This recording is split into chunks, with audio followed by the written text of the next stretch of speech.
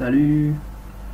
En fait, dans ce tutoriel, je vais vous expliquer comment installer le serveur DNS sur CentOS 7 avec VirtualBox.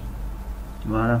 En premier lieu, nous venons dans le service réseau voir si notre mode d'accès est sur le NAT, c'est-à-dire sur la traduction de notre adresse privée en adresse publique.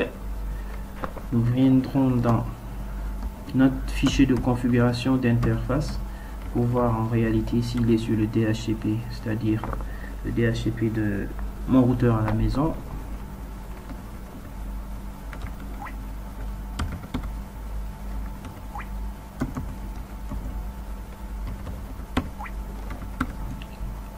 Voilà, nous voyons ici que c'est sur le DHCP. Alors, nous allons faire un ping sur un réseau quelconque sur le net, ça marche, ça c'est l'adresse IP par défaut de Google. Maintenant nous faisons un yam install bind qui se trouve avec le package du serveur DNS. Voilà, patientons.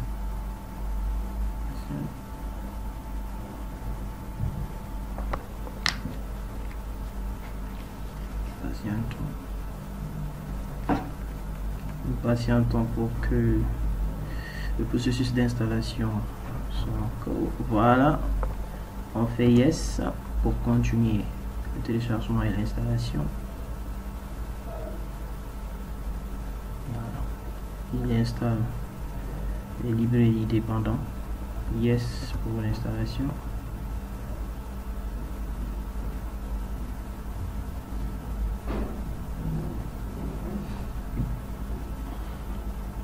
Patientons juste un peu.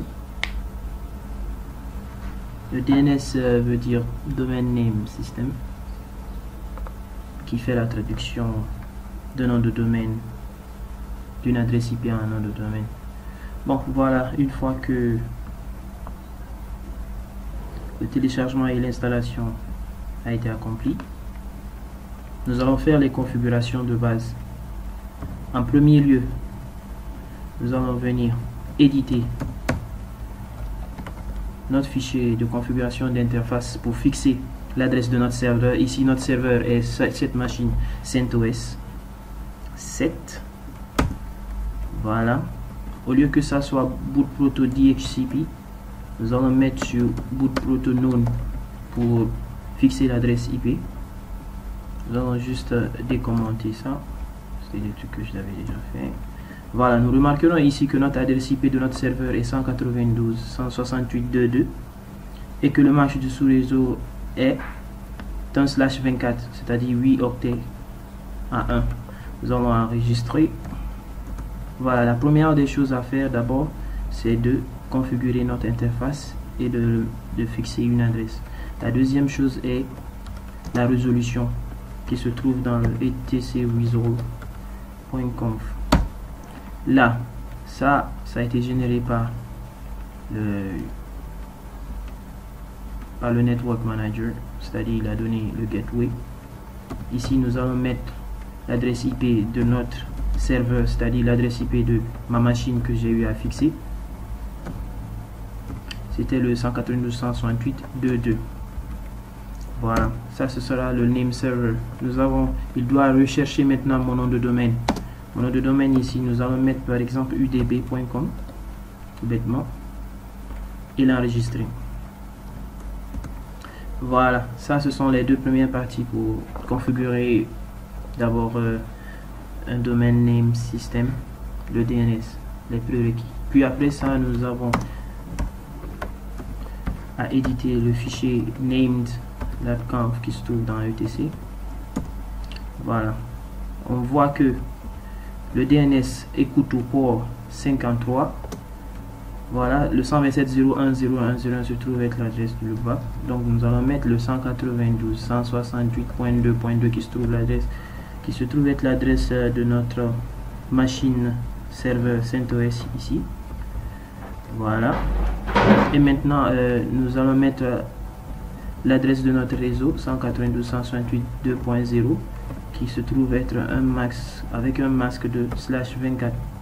Voilà, vous remarquerez qu'en bas ici de ce fichier, il y a included /etc/named rfc.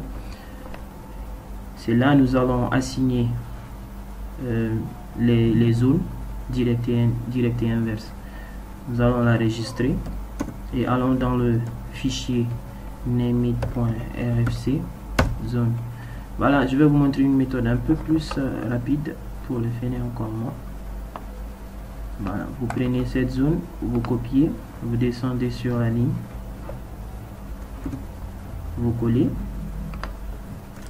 Voilà, il vous faut maintenant juste mettre le nom de votre domaine ici, qui se trouve ici être udb.com, et le fichier de zone. Ici nous allons le nommer la zone directe, puisque c'est une zone où on réfère le nom de domaine. La zone indirecte, ça nous permet de mettre l'adresse IP. Ok, nous avons, alors on peut toujours faire un paste rapidement.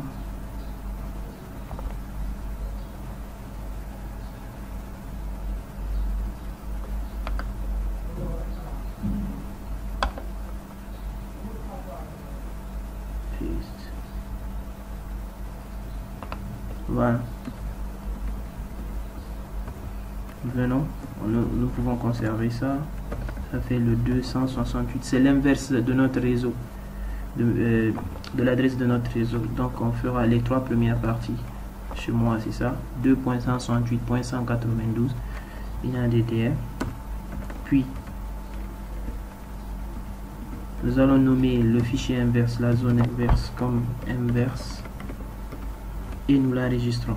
Donc nous avons comme fichier direct la zone directe, fichier comme la zone inverse, nous avons le fichier inverse.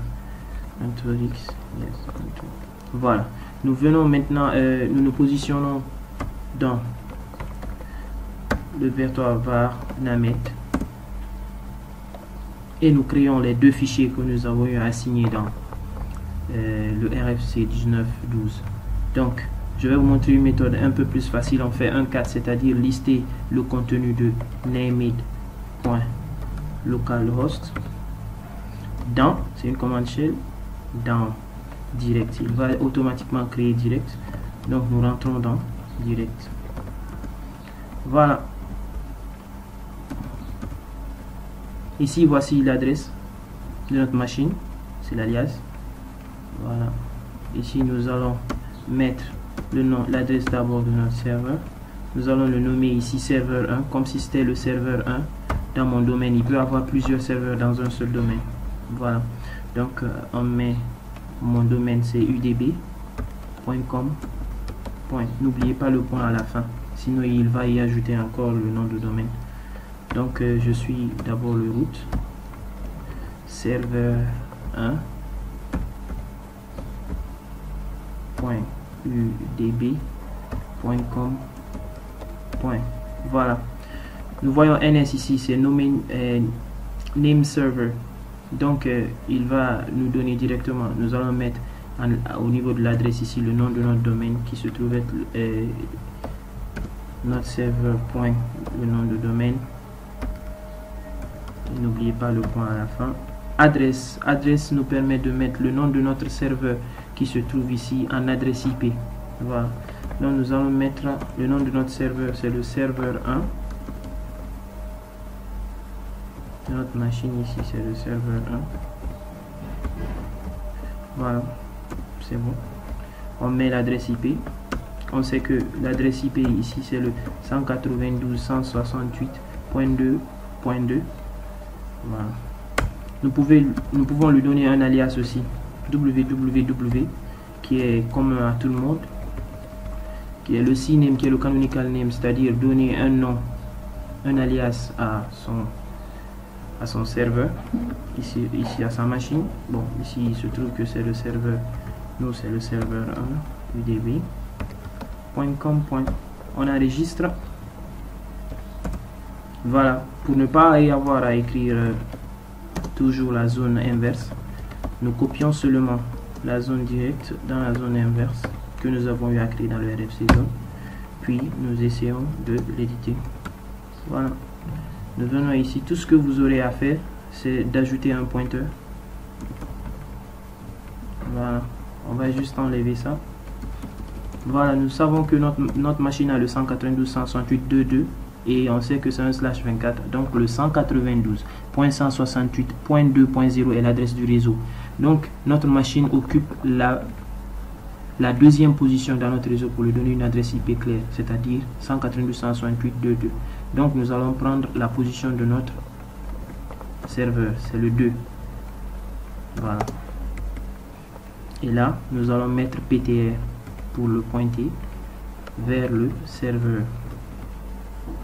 1.udb.com.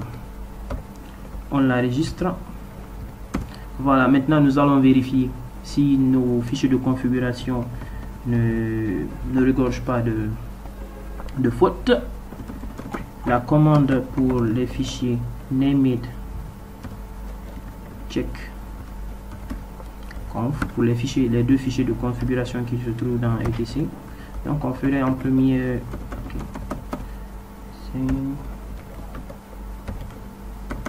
voilà. Nous voyons qu'il n'y a pas d'erreur. On va essayer de voir pour le RFC aussi. Il n'y a pas d'erreur.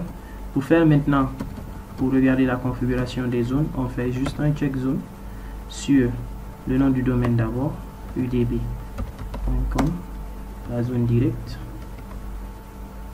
Nous voyons que c'est OK. Puis nous essayons de faire sur la zone inverse. Nous voyons que c'est OK. Voilà. Nous allons redémarrer le service DNS qui se trouve être, si on fait un système CTL, restart name, c'est le démon de DNS. Puis nous faisons un NS lookup.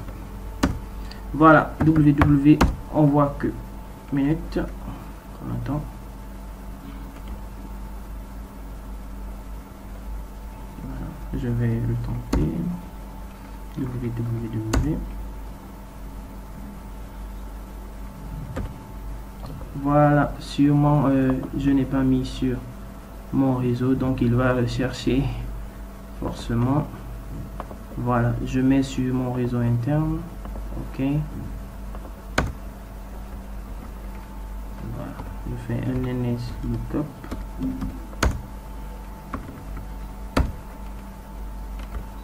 Voilà, sûrement je n'ai pas redémarré le service réseau. Voilà.